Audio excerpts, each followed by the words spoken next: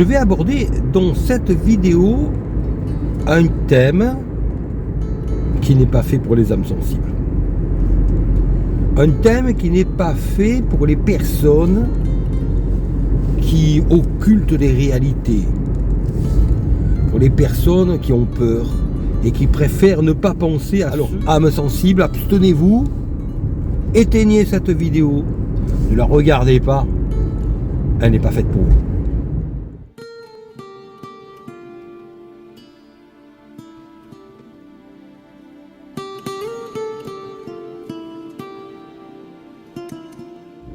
J'aborde ici le thème de la fin de vie.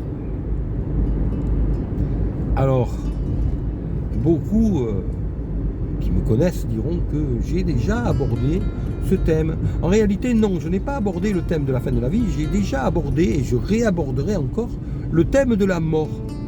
Car la vie va avec la mort. On ne peut pas vivre correctement si on a peur de la mort. On vit dans la peur. On vit dans l'évitement, dans la crainte permanente. Alors que lorsque l'on a dépassé la peur de la mort, eh bien on vit beaucoup plus sereinement. Donc ça, je l'ai déjà expliqué dans d'autres vidéos. Et ici, ce n'est pas l'objet. Ici, c'est l'objet de la fin de vie. Alors, la fin de vie, qu'est-ce que c'est ?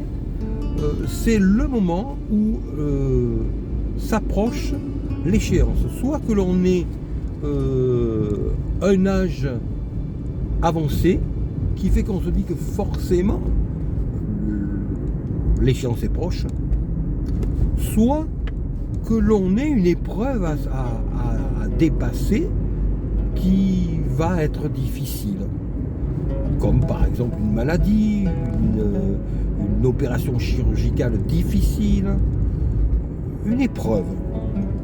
Et donc, j'aborde ce thème là que nous sortons plus ou moins de l'épreuve du Covid, mais qui pour moi est une épreuve à l'échelle planétaire qui aura fait évoluer les mentalités sur ce sujet-là.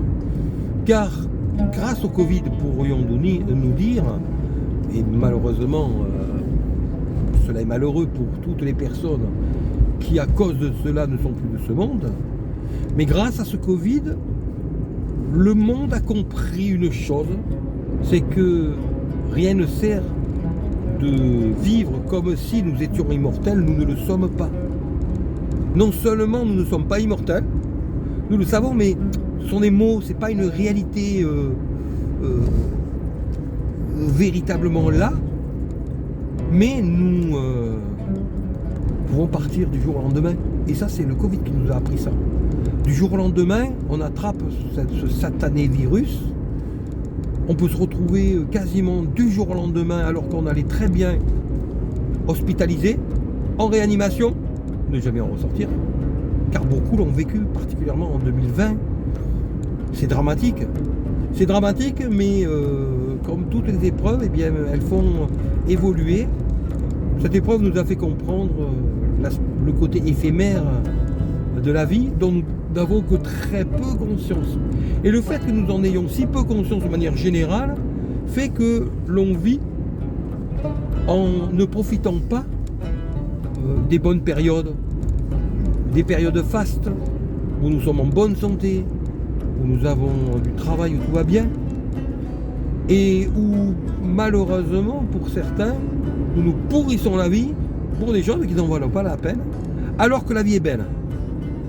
Et c'est lorsque la vie devient un peu moins clémente que là, nous pouvons d'un seul coup regretter de ne pas avoir mieux profité des périodes qui étaient fastes, qui étaient heureuses, et où nous aurions pu mieux profiter si nous avions été moins obtus, moins bornés à nous pourrir la vie pour des choses qui finalement n'en valent pas la peine. Alors la fin de vie, qu'est-ce que c'est ? C'est tout d'abord lorsque l'on sait que l'on a une maladie, que l'on a le Covid par exemple, et qu'on voit que ça se passe mal, que l'on va être hospitalisé et que l'on commence à se dire que ça risque de mal se passer. C'est ça. Mais ça peut être également le fait d'avoir un cancer, le fait de devoir subir une opération à cœur ouvert, par exemple, lorsque l'on a, prenons l'exemple de l'anévrisme aortique, par exemple, c'est un exemple parmi tant d'autres, eh bien, lorsque l'on nous dit, par exemple, que l'on a un anévrisme qui va péter, eh bien, on sait que l'on va avoir une opération à cœur ouvert, par exemple, grave. On sait que l'on va nous arrêter le cœur. On sait que l'on va couper un morceau d'aorte qui a cet anévrisme pour le remplacer par une greffe. Et donc, à un moment donné, le cœur va être redémarré, il va redémarrer ou ne va pas redémarrer. Donc voilà, c'est un exemple où l'on se dit que jusqu'à présent tout allait bien et que d'un seul coup, eh bien ça va peut-être s'arrêter. Dès que l'on vit ce genre d'épreuve-là, on prend conscience soudainement que finalement la vie n'était pas éternelle. Nous le savions, mais entre savoir les choses de manière intellectuelle et les savoir de manière sensible, il y a une grande différence. La connaissance sensible des choses, c'est ce que nous donne l'expérience. Alors que la connaissance intellectuelle n'a pas besoin d'expérience. On n'a pas besoin d'expérimenter une maladie pour savoir comment elle fonctionne et quelle en est l'issue.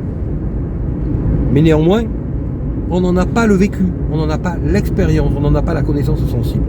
Et c'est peut-être là, d'ailleurs, je dirais, l'intérêt de la vie finalement. Car si on suppose que l'esprit connaît les choses, eh bien il les connaît sans les avoir vécues. Et donc le fait d'être incarné dans un corps qui va vivre les choses de manière sensible, en donnant l'expérience, permet peut-être d'avoir une vraie connaissance des choses.